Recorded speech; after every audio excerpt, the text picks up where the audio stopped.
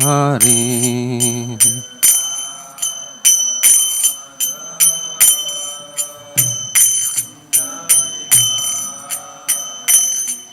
Jai Radha Madhava Kunja Bihari.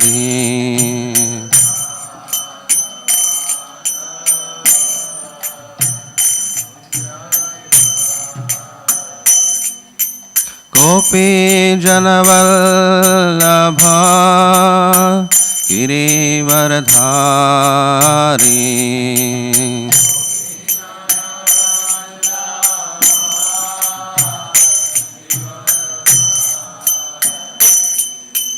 Yashodanandana Rajajana Ranjana.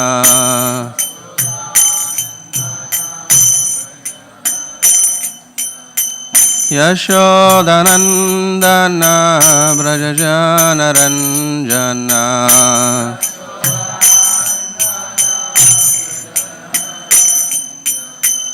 Yamuna Tira Vanachari.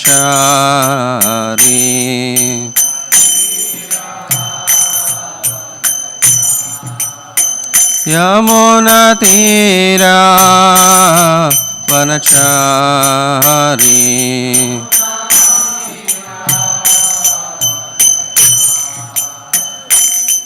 Jaya Radha Madhava Kunja Bihari.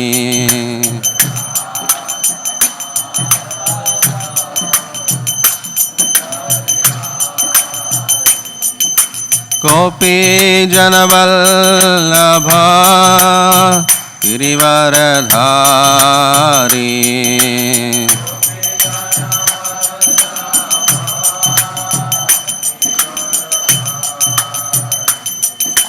Yashodanandana Brajajana Ranjana.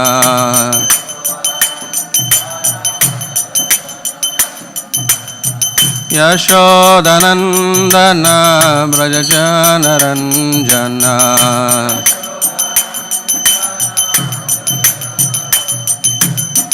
Yamuna Tira Vanachari.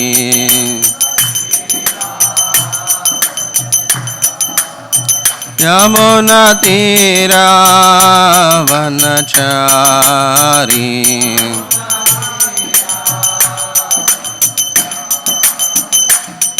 Jai Radha Madhava Kunja Bihari.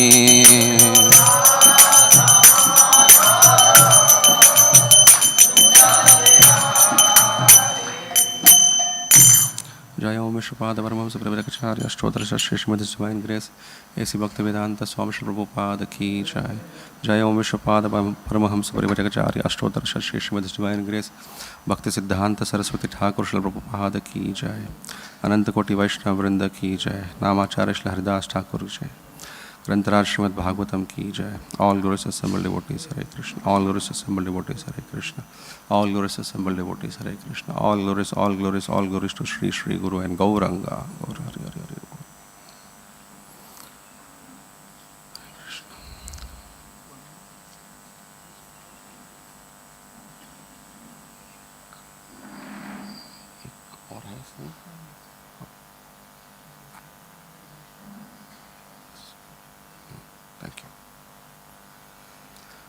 Om Namo Bhagavate Vasudevaya. Om Namo Bhagavate Vasudevaya.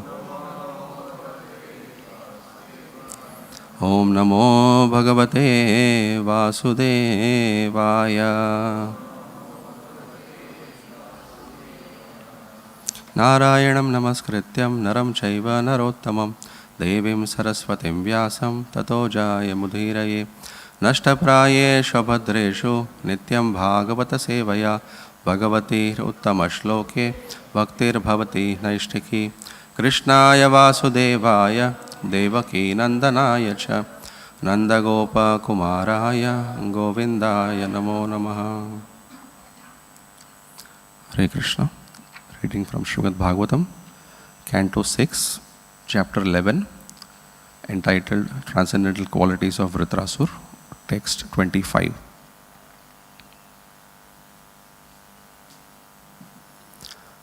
Nanakaprishtham na cha parameshthyam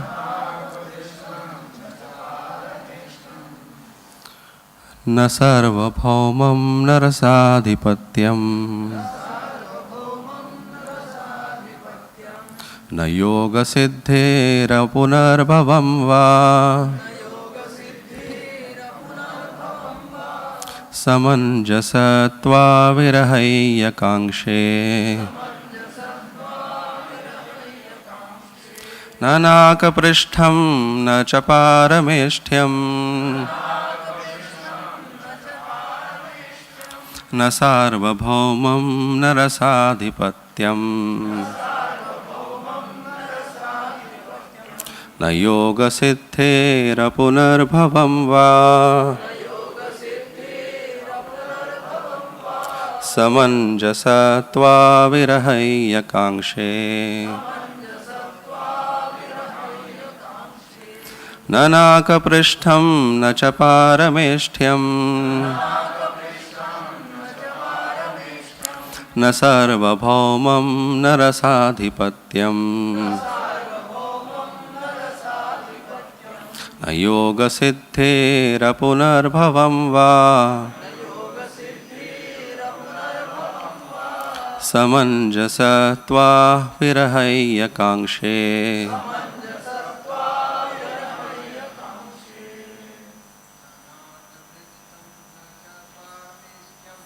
nanakaprishtham na cha parameshthyam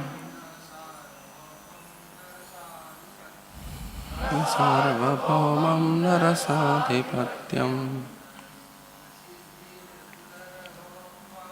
na yoga siddhera punarbhavam va samanjasatva virahaya kangshe nanakaprishtham na cha parameshthyam na sarvabhaumam narasadhipatyam na yoga siddhera punarbhavam va samanjasatva virahaya kangshe nanakaprishtham na cha parameshthyam na sarvabhaumam narasadhipatyam na yoga siddhera punarbhavam va samanjasatva virahaya kangshe. Matajis.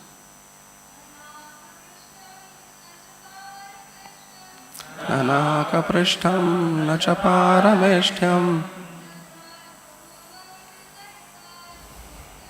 na sarvabhaumam narasadhipatyam na yoga siddhera punarbhavam va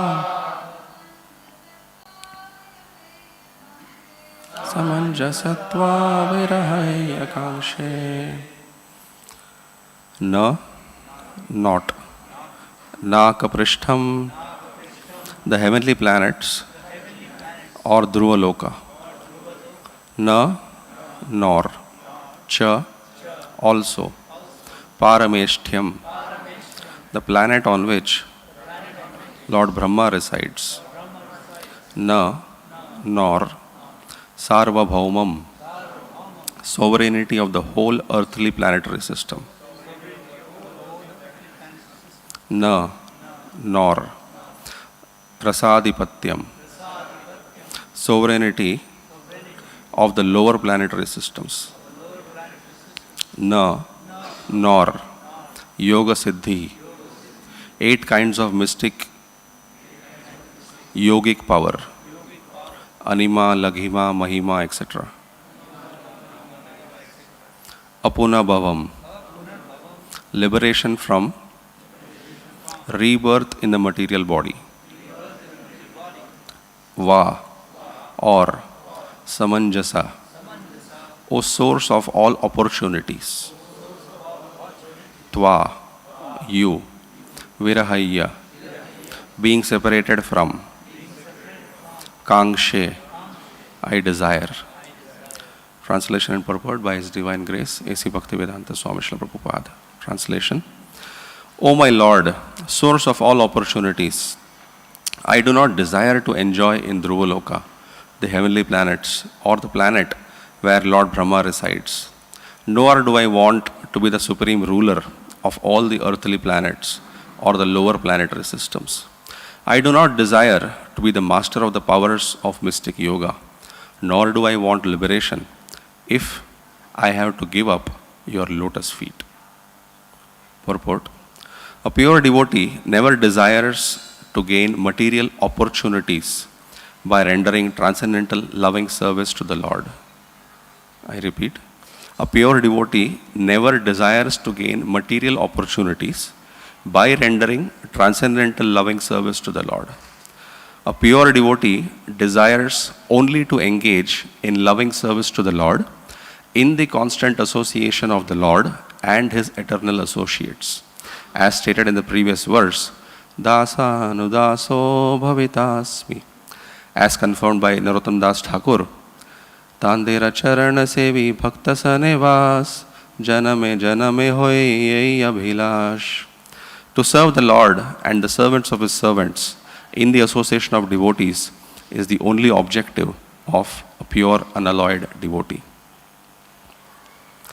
Om Jnanatimirandhasya Jnananjana Shalakaya Chakshurunmilitam Yena Tasmai Shri Guruve Namaha Shri Chaitanya Manobhishtam Sthapitam Yena Bhutale Swayam Rupa Kadamayam Dadati Padantikam Vandeham Shri Gurum Shri Uta Padakamalam Shri Gurun Vaishnavamscha Shri Rupam Sagrajatam Sahagana Raghunathanvitam Tam Sajivam Sadvaitam Savadhutam Parijana Sahitam Krishna Chaitanya Devam Shri Radha Krishna Padan Sahagana Lalita Shri Vishakhanvitamscha Nama Om Vishwapadaya Krishna Prasthaya Bhutale Srimate Bhaktivedanta Swami Niti Namine Namaste Saraswati Deve Gauravani Pracharine Nirvishesha Shunyavadi Paschyata Deshatarine Jai Shri Krishna Chaitanya Prabhu Nityananda Shri Advaita Gadadhara Shivasadi Gaura Bhakta Vrinda Hare Krishna Krishna Krishna Hare Hare Hare Ram Ram Ram Hare Hare.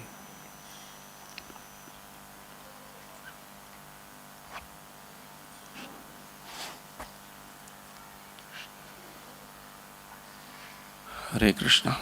Seeking the blessings of all Vaishnavas to be able to speak on this exalted verse.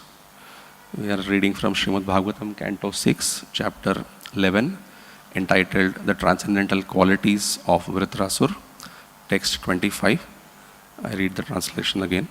O my Lord, source of all opportunities, I do not desire to enjoy in Dhruvaloka, the heavenly planets, or the planet where Lord Brahma resides, nor do I want to be the supreme ruler of all the earthly planets or the lower planetary systems.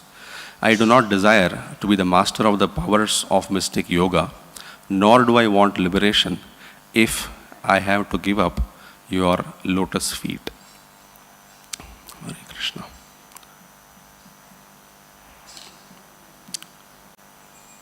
So as the Lord is addressed here as Samanjasa, source of all opportunities. I was quite thrilled to get opportunity to speak on this exalted verse. And yesterday I was curious to know who was the speaker, because yesterday's verse was, as Prabhupada says in the purport, sum and substance. It's a sum and substance of devotional life. Dasano daso bhavitasmi bhoya. So when I found His Grace Jaydev Prabhu speaking, I knew it was a perfect match. Servant of the servant.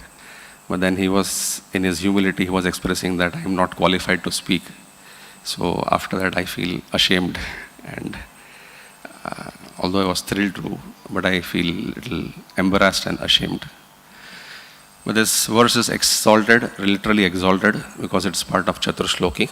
So we'll see a brief recap, and we'll try to discuss 4 or 5 aspects of this particular verse. One is about, as the title of the chapter is Transcendental Qualities of Vritrasur, so we'll see some transcendental qualities of Vritrasur. We will see about the Chaturshloki aspect. We'll see, the next is, we'll discuss about temptations of opulence is a poor substitute for the actual person. Then we'll see, don't trade devotional service for material opportunities. And towards the end, we'll see the real wealth of a devotee. So a brief recap. It's a very long pastime with so much intricacies, right from when Indra offended Brihaspati, as a result of which he had to approach Vishwarup, who performed oblations for him. Eventually, Vishwarup was killed by Indra, as a result of which he got implicated by sinful reactions distributed to earth, water, land, trees and women. And eventually, further, Lord Vishnu himself intervenes in terms of favoring Indra externally by asking him to approach Dadichi Muni, by asking for his bones. They make a Vajra, and Indra is now very powerful with the help of Vajra, and now ready for the battle. So battle is already going on, and particularly in this particular chapter, we are seeing that Vritrasur is rebuking the demons as well as the demigods. So when Indra comes with the Vajra, he is quite effulgent. As soon as the demons see him with the Vajra, they all frantically run away. And when they are running away, the demigods are running behind them to attack them. So Vritrasur is rebuking the demons also, that you should not run away from the battlefield, as well as the demigods are rebuked that you should not attack somebody who is running away from the battlefield. Eventually, Vritrasur is challenging Indra, saying that if you have courage, you stand in front of me and attack me. And at some time, he even encourages Indra.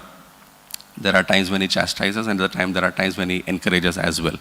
And particularly this section this is a Chaturshloki part. This is the ending of the chapter, the last 4 verses, which is considered also as Chaturshloki.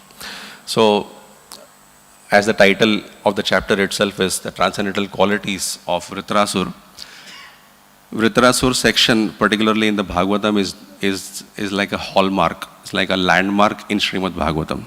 As it is said that it is that Puran in which Vritrasur Katha is being mentioned.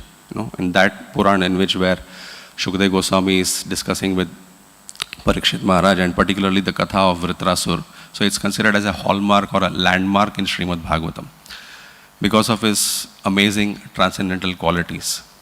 We can graphically see from Vritrasur, as Krishna explains, Mam Anusmara Yudhyacha.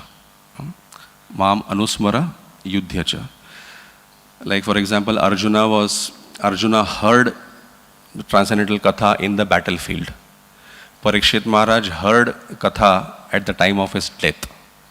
Lord Krishna spoke Katha, whereas Bhishma, he heard in the battlefield and also at the time of death. But he was lying on the bed of arrows. In the case of Vritrasur, what we see here, he is preaching, he is speaking Katha, transcendental Katha, in the battlefield at the time of his death and while he is fighting. Mam Anusmara Yudhyacha. It's all characteristics getting fulfilled here. Shri Radha Vrindavan Chandra Bhagavan ki jai, Shri Jagannath Baladev Subhadra Maiya ki jai, Shri Gaur Nitai ki jai, Shri Prabhupada ki jai. So Mam Anusmara Yudhyacha, very graphically being fulfilled by Vritrasur here.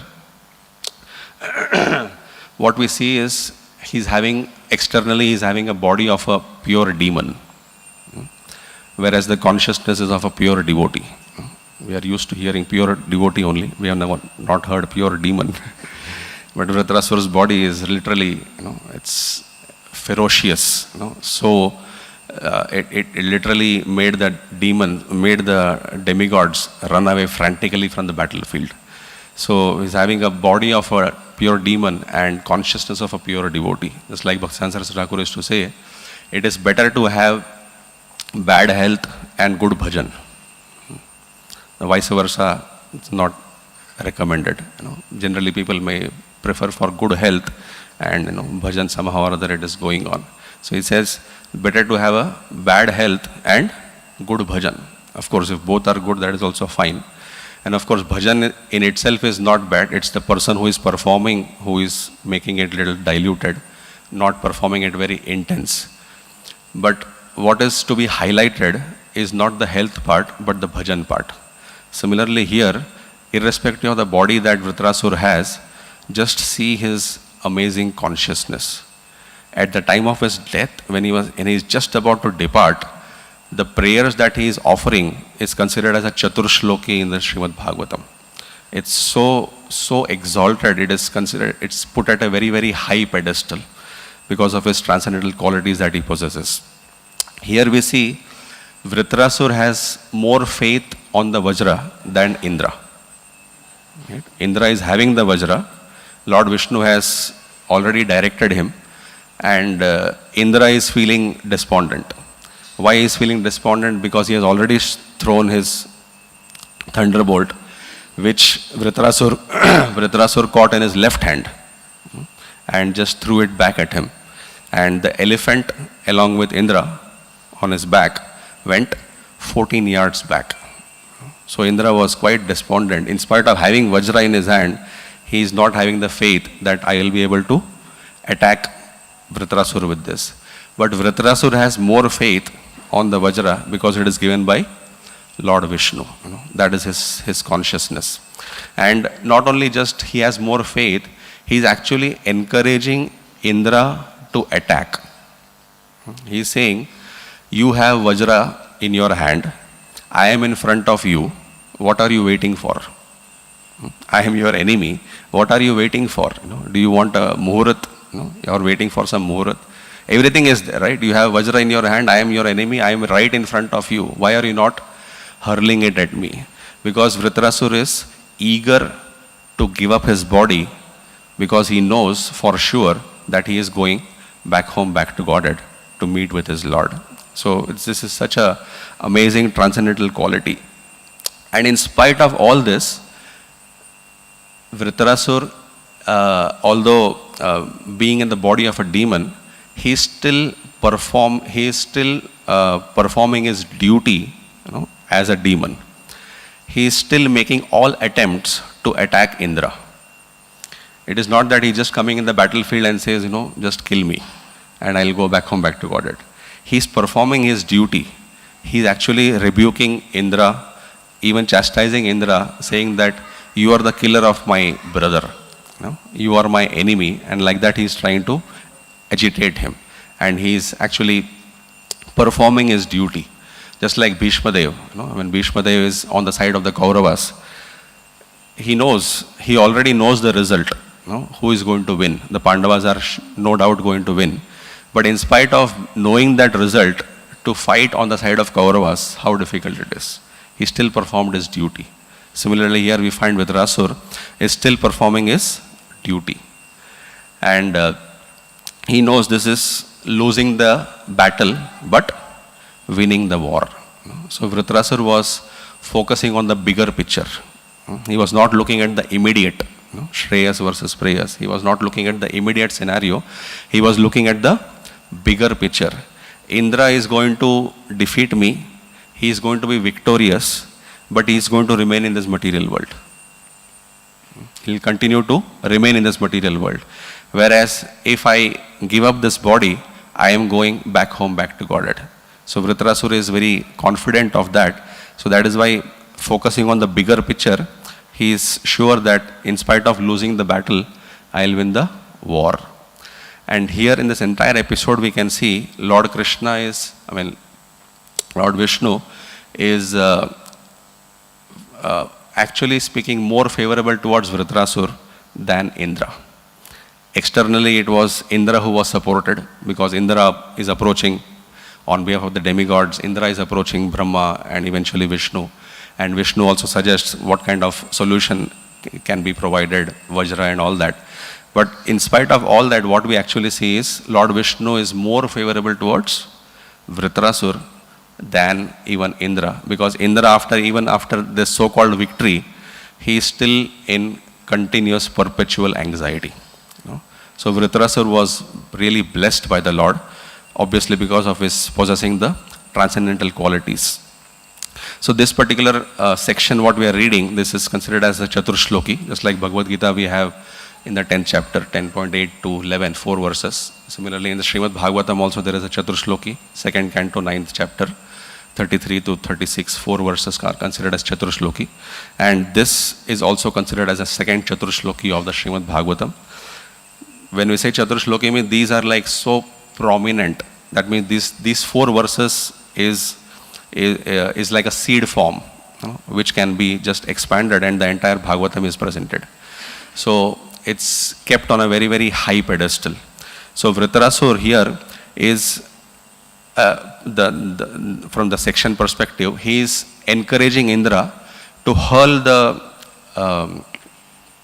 Vajra at him, attack him, so that he can leave his body. But when Vritrasur sees that Indra is still despondent, Indra is still not having that faith, he stops preaching to Indra. And now he is in a stage of samadhi, and as if he is in his meditation, he is meeting the Supreme Lord and he is now directly conversing with the Lord. So till now he was encouraging Indra, he was wanting so that he uses the Vajra, but now seeing that he is not so keen on it, he is still in a shock, in a frenzy. So Vritrasur is in a state of samadhi, he is now directly conversing with the Supreme Lord. And that is how these 4 famous prayers, right from yesterday's prayers. So that's how these 4 prayers have come up here. And particularly the Lord appears in front of him, and as if he is asking him, what are you looking for? What is the benediction that I can offer? So right in the yesterday's verse, Vritrasur is talking about dasano daso. So these 4 verses can also be considered as dharma, artha, kama, moksha from one perspective. So dharma in terms of how the duty or the dharma of a devotee.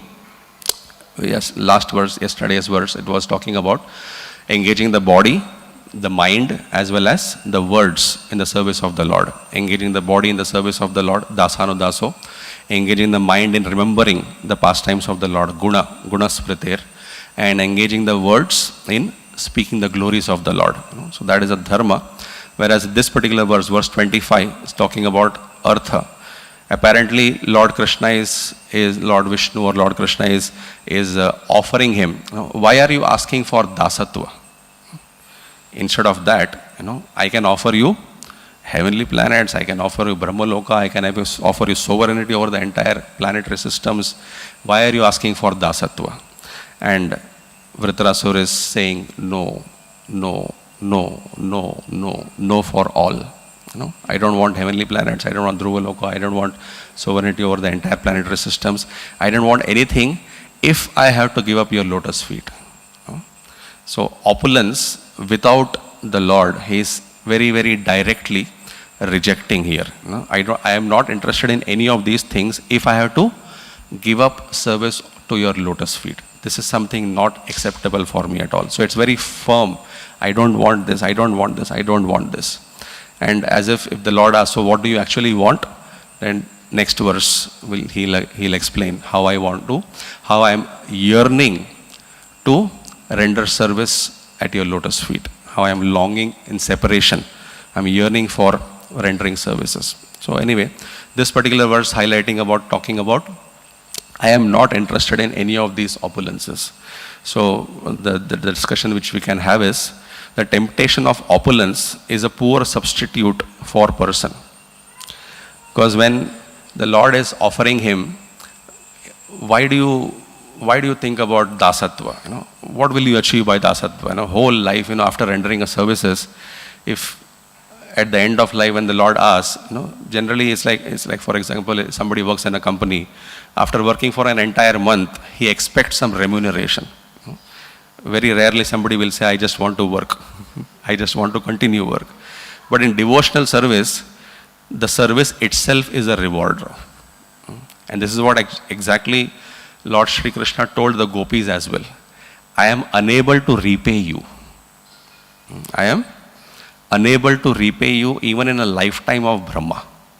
The services that you have rendered, the consciousness that you have, in which you have rendered the services, I feel I cannot just repay you even in a lifetime of Brahma. The service itself is considered as a reward. But as if Lord Krishna is saying, why do you want dasatva, which apparently material world, nobody likes to be a servant. So instead of that, I can offer you so much opulences. Why don't you accept this? So this is like a temptation, just like when a child cries for its mother. So when the mother is busy in the kitchen, she may just give some toy. She may go and continue to perform her services. For some time the child is playing, he's laughing and all that. After some time again he cries. Then again mother comes and offers some food or something. Then again the child spends some time in this, engrossed in that. Again after some time when he starts crying. Only when he cries at the top of his lungs, only when he wants exclusively his mother, that is when she comes. Otherwise, she gives some toy, she gives some food, be engrossed in that. Similarly, the Lord will not give himself to the devotees unless the devotee exclusively wants Krishna only. The key word is exclusively, Krishna and only. That is why Krishna is here trying to say, why don't you accept this, this Dhruva Loka, Brahma Loka, you can enjoy there. But Vritrasura is like extremely clear in his thoughts that I just don't want to accept any of this. The Acharyas explain, what is being offered here? Na naka prishtam. Ka is said as sukh, happiness. Aka is said as not sukh, that is distress, dukh. So nak is referred to as heavenly planets. That place where there is no dukh. Naka, that place where there is no dukh. And Naka Prishtam is the Dhruva Loka, beyond the Swarga Loka, Naka Prishtam. So what Vritrasura is rejecting? No heavenly planets, not even Dhruva Loka, the Naka Prishtam. Nacha Parameshtyam. Parameshtyam is Brahma Loka. I don't even want to enjoy in Brahma Loka. Okay, so if you don't want to go for higher planetary systems, maybe you want to enjoy in the earthly planets. Nacha Sarva Bhaumam. I don't even want sovereignty over the earthly planets. Oh, then maybe you want to go down. Na Rasadhipatyam. I don't even want to go down and enjoy in the Bilva Sarga and all that. I don't want all this. Oh, so maybe you want Yoga Siddhis, Mystic Siddhis. Do you want to accept this? Says, I don't want this as well. Oh, then maybe you want liberation. Mukti from birth and death. Punarapi Jananam, Punarapi Maranam. You want liberation from this? He says, no, I don't want this as well.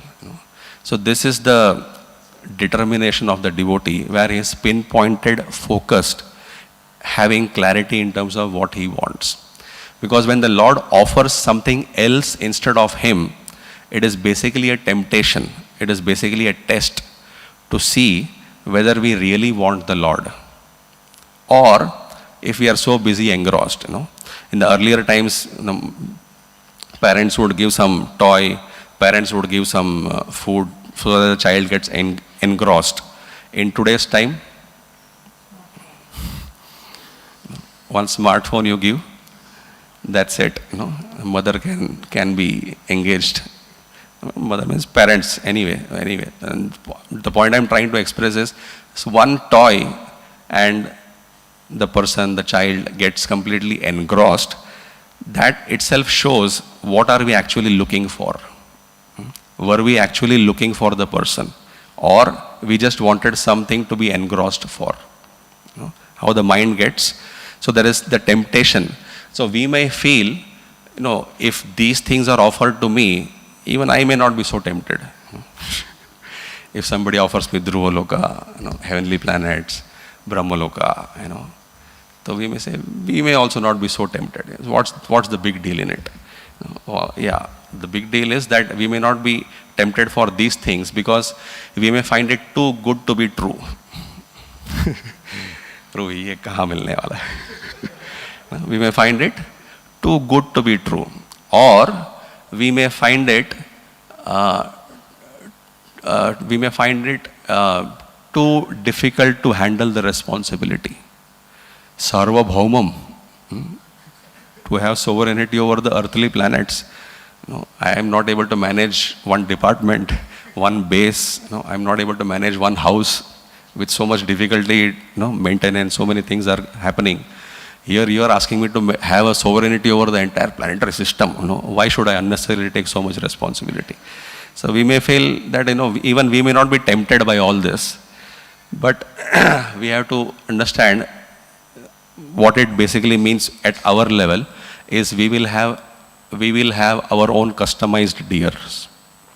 Just like Mother Sita was attracted to the deer, and then she had to get separated from her beloved Lord Sri Ram. Similarly, we will have our own customized. So Sarvabhaumam may not be attractive, but the next level department, the next level HOD or whatever OC or whatever things are there, hierarchies are there, that may be attractive. So some power, some possessions, some positions, that may be attractive depending on our each individual's. So that's each of us may have our customized deer. What is it that we are attracted for?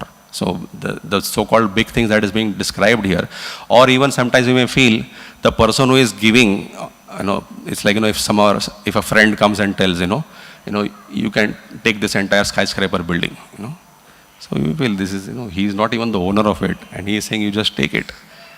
What is the relation here? But when Krishna is saying, here the word used is samanjasa. The Lord is addressed as samanjasa, source of all opportunities. He is the one from whom all the material opportunities and all the spiritual opportunities emanate. He is the source of everything. So he really has the power to give. And in spite of that, Vritarasura is rejecting that. Which basically means, in the material world, everybody drowns, different temptation that we may have.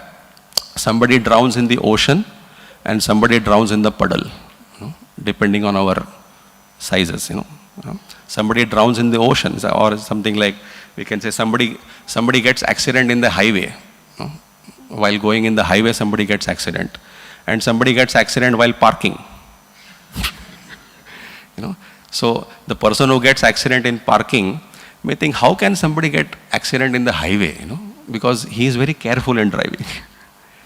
But he gets hit in the parking itself. So somebody drowns in the ocean, which is like, there is so much greed, there is so much love being offered, big things are being offered. Somebody drowns in the ocean, and somebody may reject all this, but may still get drowned in a puddle, small puddle of water.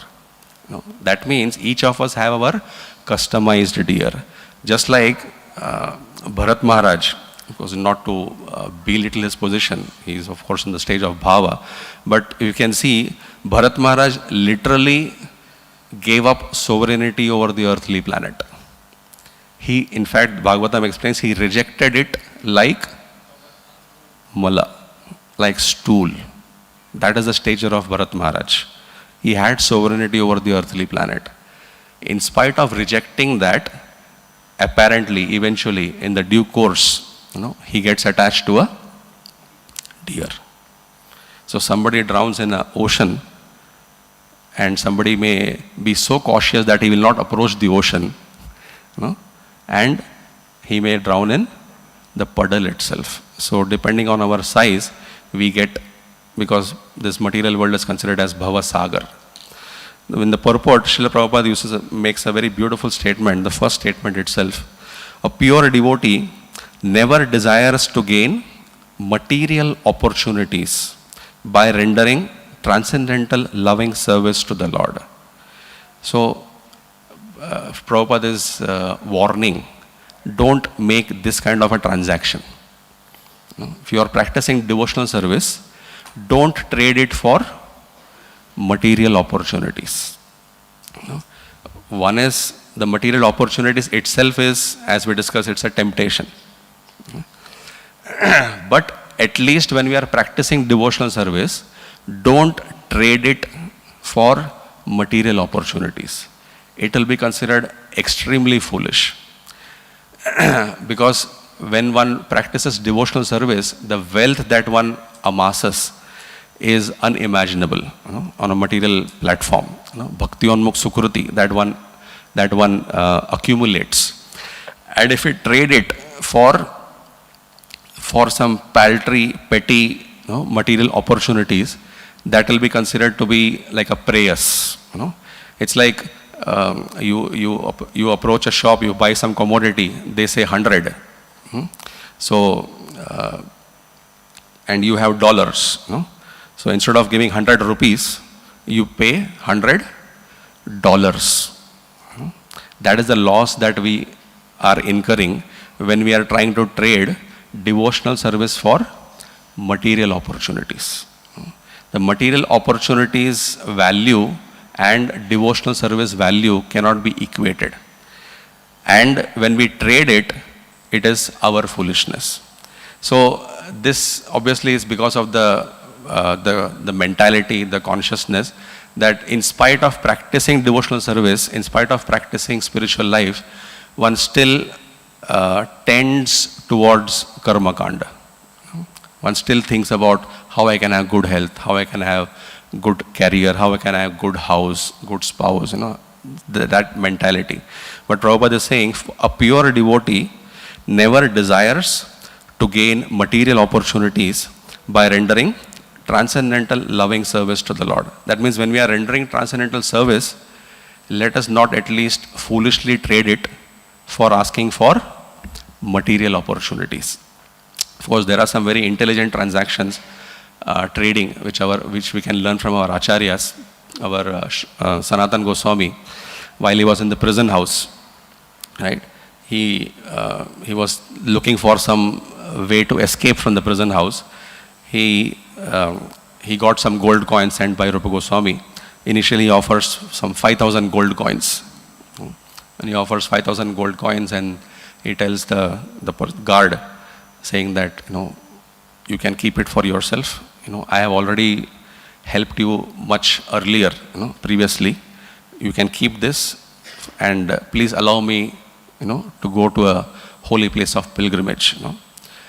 And the guard was not yet convinced about it. 5,000 was attractive, the gold coins, but still he was not so convinced about it.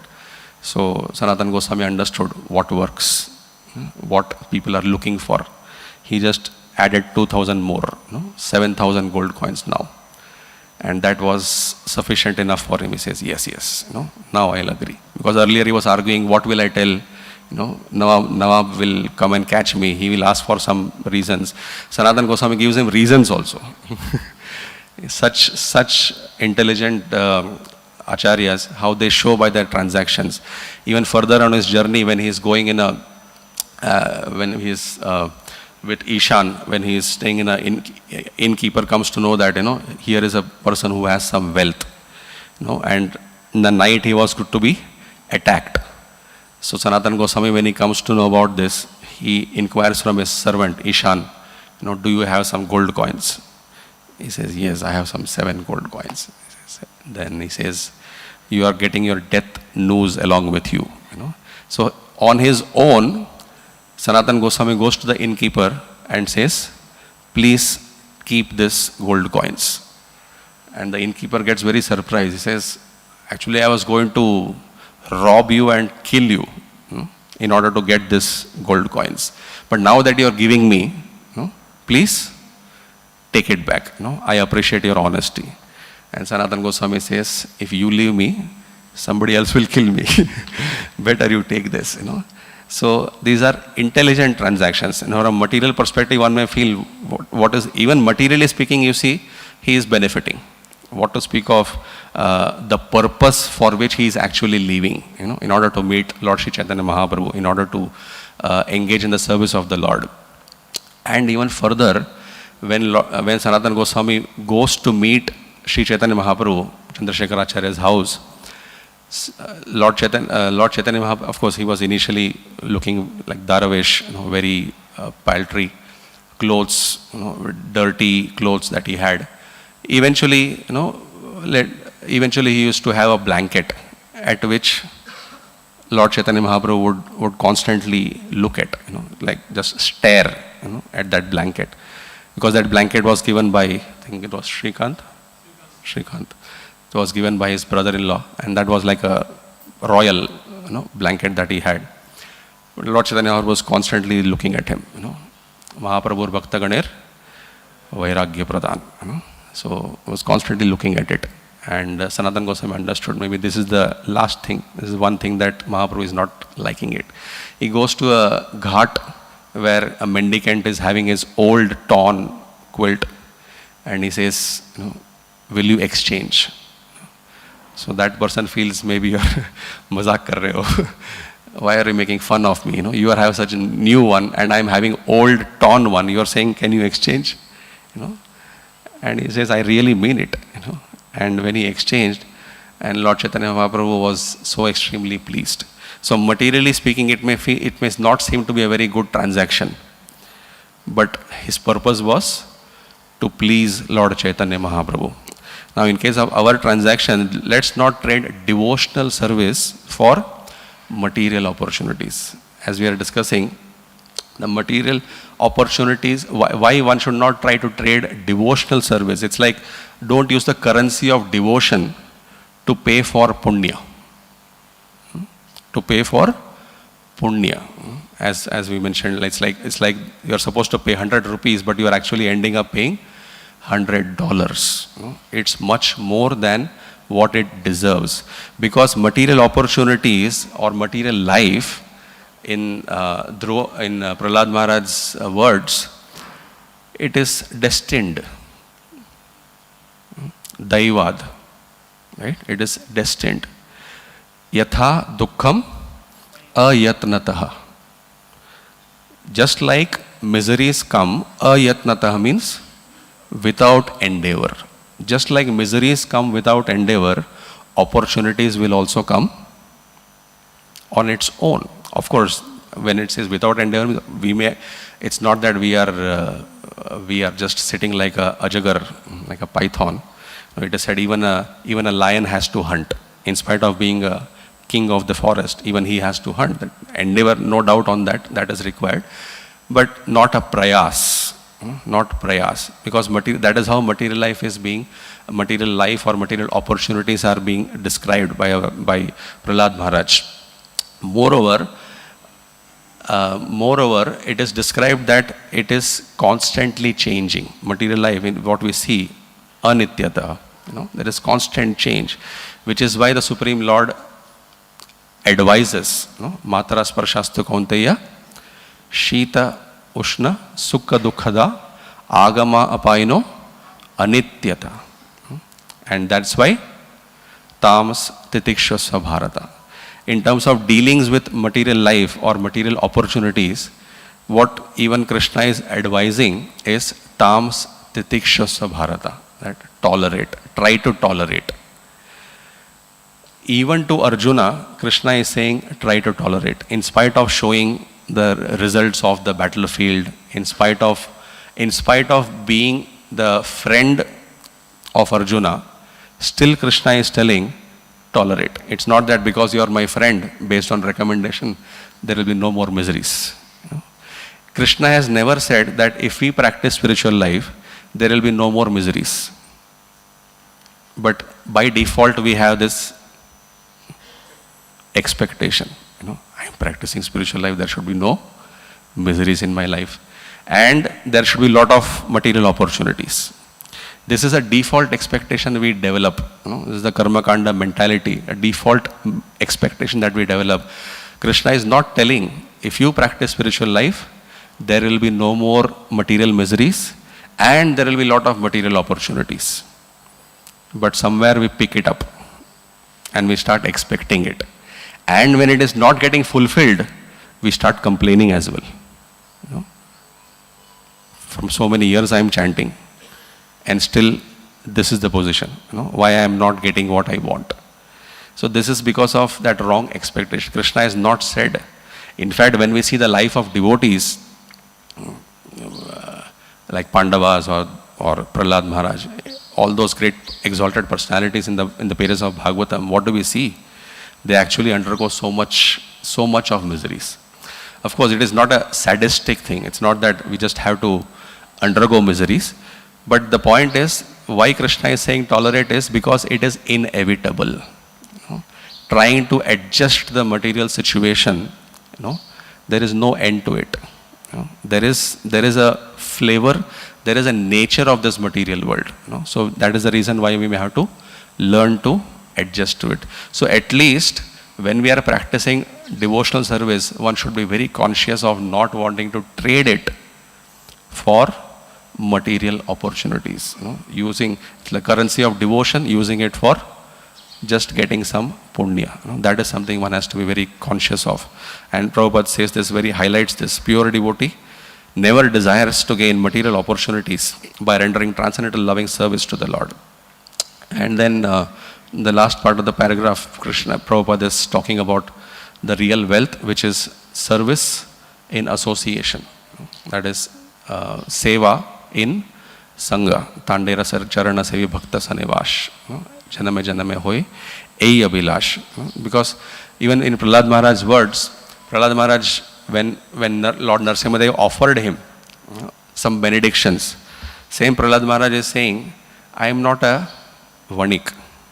I am not a businessman. You think I practice devotional service so that I will get something in return?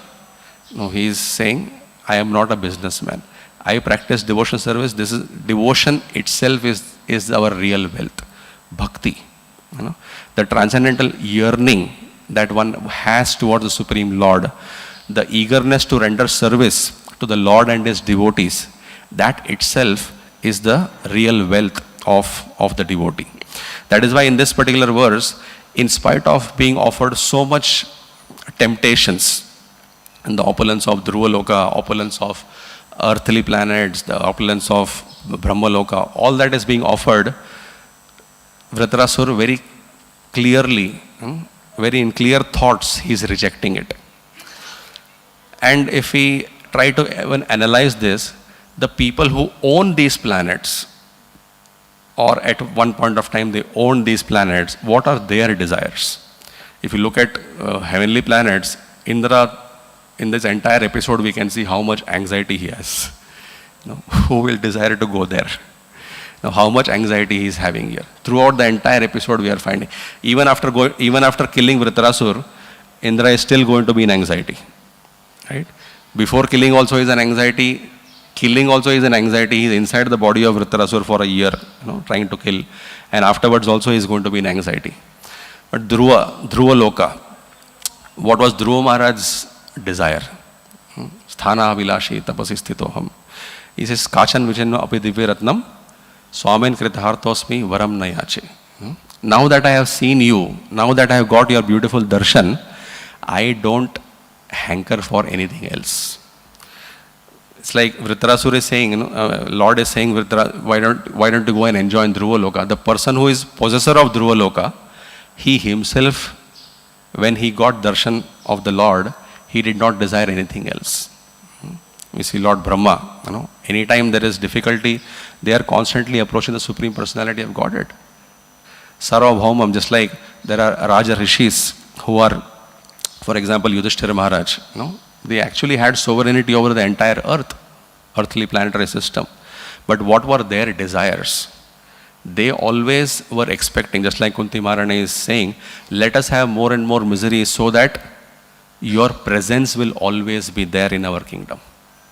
what were their desires? They were actually having such desire to worship the Supreme Lord. Rasadhipatyam, Bali Maharaj. Apparently, Lord Krishna is being there as a guard, as a watchman. But Bali Maharaj's great fortune is that he is able to get darshan of the Supreme Lord. So all these personalities, even those who even possessed all this, what were their desires? They had pure desires of serving the Supreme Personality of Godhead. Constant darshan of the Lord or constant service of the Lord. More than darshan, it is service of the Lord. Which is why Vritrasura is very easily rejecting all that is being offered by the Supreme Personality of Godhead. He's saying that this is of no use for me. I don't want the heavenly planets, I don't want this Dhruvala, I don't want this. No. He's just shaking his head. It's like Draupadi had said, I want 5 husbands. I want a husband. It's like here Vritrasura is saying, no. Whatever you are offering, I don't want if it is at the cost of your separation. If I have to give up your lotus feet, then I don't want anything. That is why the devotees of the Lord very easily pass this test because of their natural transcendental qualities. It's like even when Sridhar Kolavich was asked in the Mahaprakash Leela, many of the devotees were not even aware who is Sridhar Kolavich. He was known by Kolavich itself. But eventually when he was summoned, and Lord Chaitanya Mahaprabhu is reminding him, do you remember that every day I would come at your shop and we would be having so much arguments over the price of the banana leaves and so on and so forth. And he says, I want to reward you now. I'm so pleased with you, I want to reward you. Look at your clothes, look at your thatched hut, so much raindrops sprinkling from there, and your clothes are so tattered. So I want to offer you something. Would you like to have a palace? He says, no. Would you like to have good clothes? He says, no. Would you like to have Ashtasiddhis? Lord Chaitanya Mahaprabhu offers him, would you like to have Ashtasiddhis, 8 mystic power? You want to have sovereignty over this. You want to have perfection over this. And Lord Sridhar Kolavich says, my dear Lord, please do not tempt me. And then Lord Chaitanya Mahaprabhu says, would you like to have liberation? No rebirth in this material world. And Sridhar Kolavich says, please do not try to distract me. And then Lord gets so agitated and says, Sridhar, I want to offer you. I want to give you some benediction. Please accept something. And Sridhar says, my dear Lord, why are you so agitated? I am contented. I don't need anything.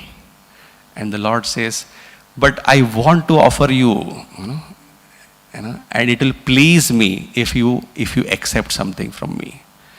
Then Sridhar Kolavich says, if it will please you, then give me this benediction that every day that you are coming to my shop, let this vision be constantly etched in my heart.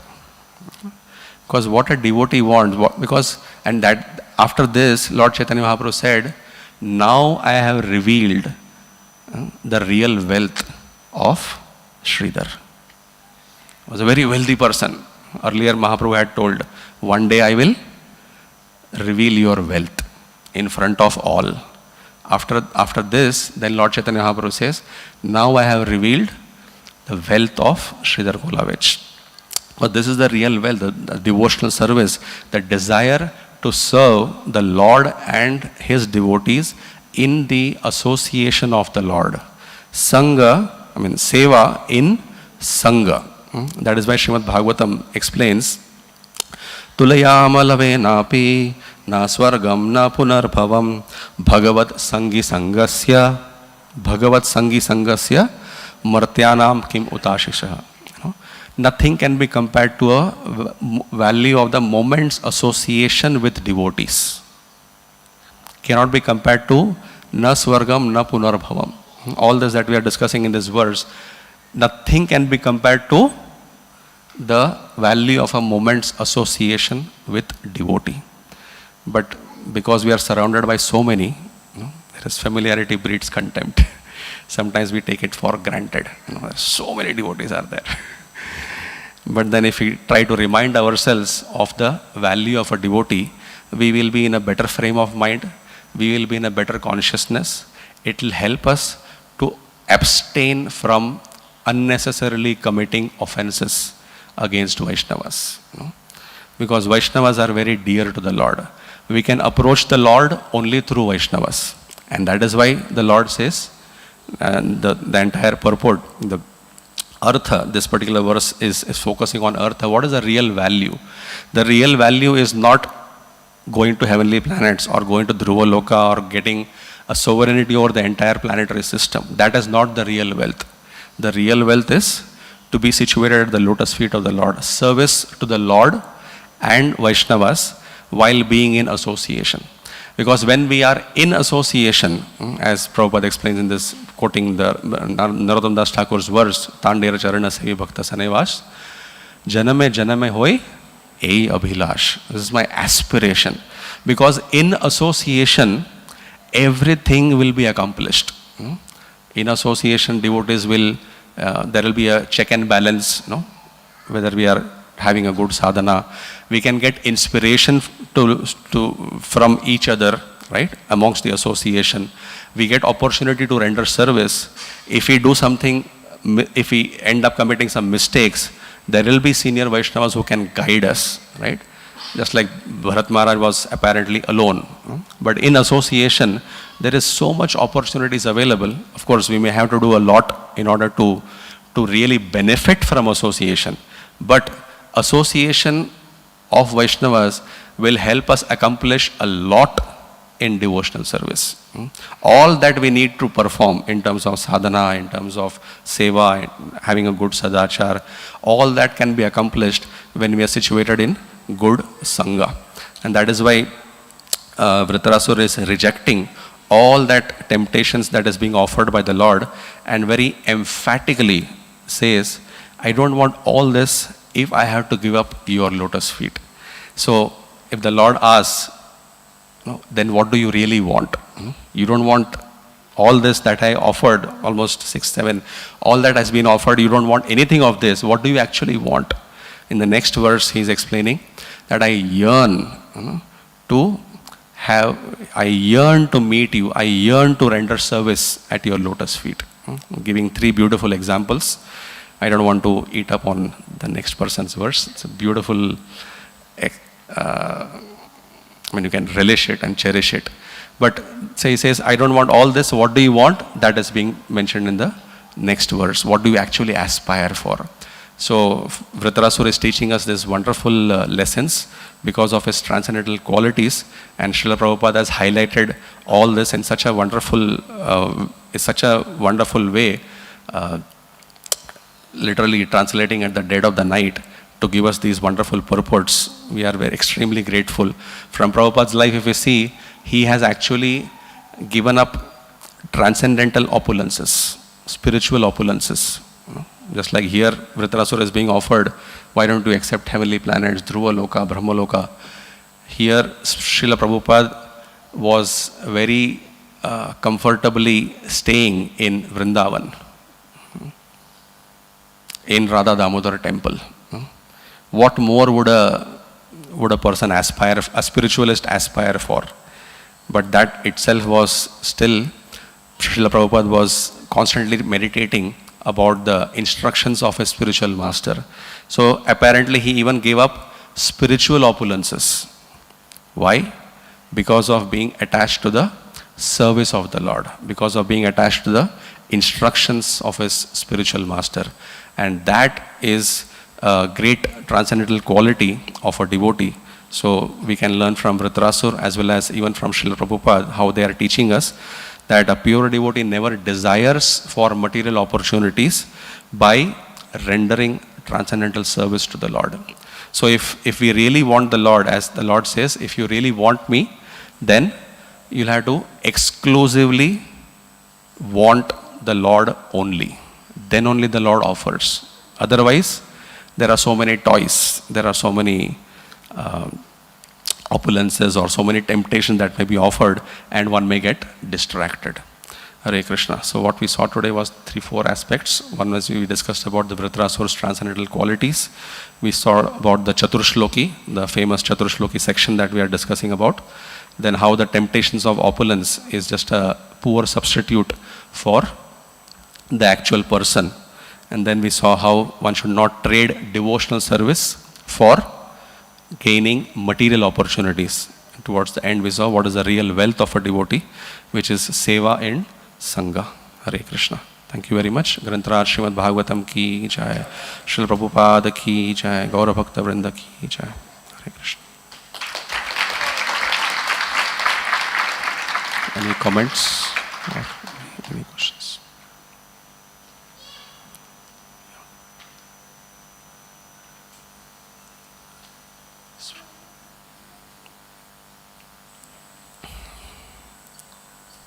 Hare Krishna Prabhuji, thank you for a nice class. This Vritrasura's example, like, where he was a demon, and he must have created trouble for others, other living entities, because, demonic nature.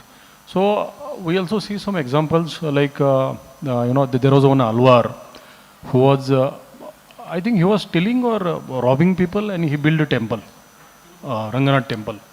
So also there are, like we see people, like example of Jagai Madai, but their examples, like they were having all bad qualities, but in the end, when, Lord, by mercy of Lord Chaitanya, they stopped everything, and then they become Vaishnavas, then they become devotees. So we see both kind of examples where people were involved in bad activities, but eventually by mercy of Lord or mercy of Vaishnavas, they gave up that, and then they became pure devotees, eligible for going back to Godhead. But there are also examples where people are actually involved in such activities. At the same time, they also exhibit devotional qualities or, some kind of devotional element in them. So, my question is it possible that somebody is involved in, such activities also at the same time he is performing Krishna conscious activities, and still by simultaneously doing both the things, still he's, there is no, impact on negative on devotional service, something like that. The examples given were multifarious, which was, Jagai Madai is different and Tirumangai Alvar is different. In case of Jagai Madai, of course, it's like, just like, if you consider two categories, one is people who are sinful, eventually they come to Krishna consciousness. So as Lord Chaitanya Mahaprabhu says, now sin no more, and continuously chant the holy names. So at one point of time, it's like writing off, whatever sins were there, it's forgiven. But now take to devotional service.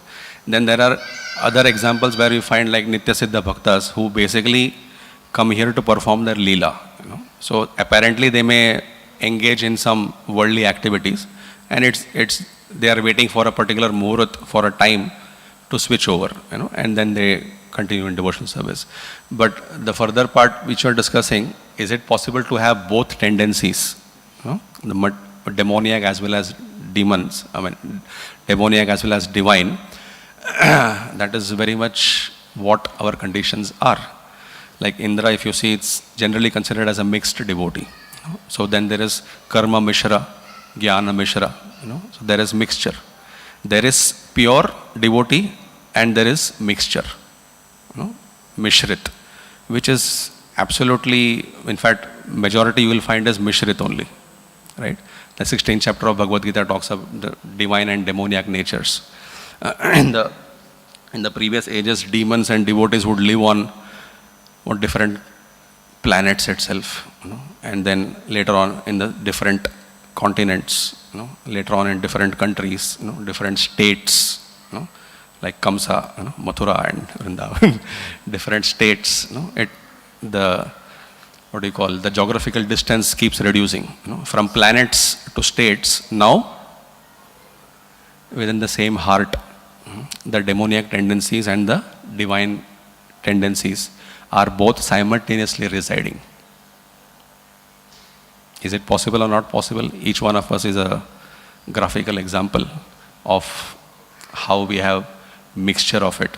So how do we benefit? Feed the good dog. The one which is fed, the one which is enhanced, encouraged, flourished, then it increases. But is it possible? Definitely very much possible. And that is why, in fact, the whole spiritual process, if you see, is basically to eradicate our demoniac tendencies. In the earlier, there was a clear demarcation. Hiranyakashipu, Prahlad. There is a clear distinction. Hiranyakashipu by body also, by activities, karma also. Guna karma, both. Whereas Prahlad Maharaj, you can see distinct differences. But now, the body may be beautiful. Sometimes you've seen there are thieves who are very beautiful, smart. So it doesn't depend on the external part of it. So it's all a mixture. So it's not just the external and internal thing. So it's very much possible, and not even just possible. That's the nature of the Mishrit Bhakta. Yeah, yes. Sometimes it is very, like I was hearing one class where the devotee was, I forgot the name, but he was telling that in Jagannath Puri, one person, he was very much doing prostitution, but still Jagannath was reciprocating with him on daily basis. So sometimes such examples get very confusing. How such a lowly person, still Lord has, reciprocation with him. So is it possible? Sometimes it appears like that. Is it really possible? Nothing is impossible for the Lord. Why Lord does it? That we should not get into the individual lives of the people, because we don't know what is his past. Right? It's like you said, every saint has his past, and every rogue has his future. Anyways, the point is, we don't know what is the previous lives, what is the journey total. We look only at current snapshot, and we try to make some judgments. If you look at Tirumangai Alvar, or if any personality who is gone through certain series of lives. Alvars are, of course, again, great exalted personalities. But a series of life that we go through, suddenly one snapshot, this current life we see, and we are bewildered. Because we don't know the past, and we don't know what is Krishna's plan for him. We are only currently seeing this is immoral. We are focusing only on one aspect and just trying to highlight that. So first of all, we do not have full information. That is a basic thing. Second, we should always leave it up to the individual. It's between him and the Lord, him or her and the Lord. Because we are not going to be asked to give judgment for him or her. We have no way for authorization of what he or she is doing. So we should be concerned more about our spiritual life, rather than how come he got it, how come she got it. So we get more disturbed by that. And third is, we should not try to generalize exceptions. If Rabindranath Tagore got a PhD without going to school, Nobel or doctorate without going to school, you say, this is a very exciting example. But that is not the general norm. That doesn't mean everybody can get like that. So similarly, sometimes it may be an exception, just like Ajamil section is being described. It's meant to talk about the glory of the holy name. It's talking about, even a person like Ajamil was delivered. How glorious the holy name is. So when Jagai and Madai are delivered, such personalities delivered, Yamaraj fainted literally. Similarly, that example that you're talking about, Jagannath Puri, so it shows the mercy of the Lord. How much he can Daya Sindhu, how much he can actually forgive, his extent of forgiveness. But what a person goes through, the tendencies, the immoralities, one may still have to work on, because that is psychophysical natures. But the Lord, when He says, He sees beyond that. He sees the entire picture. He sees the heart as well. We neither see the entire picture nor are able to see the heart. And based on the external, we try to give our judgments on that. So that we should try to refrain from. Hare Krishna. Thank you. Thank you. Grantaraj Srimad Bhagavatam ki jai. Srila Prabhupada ki jai. Gaura Bhakta Vrinda ki jai. Hare Krishna. Thank you.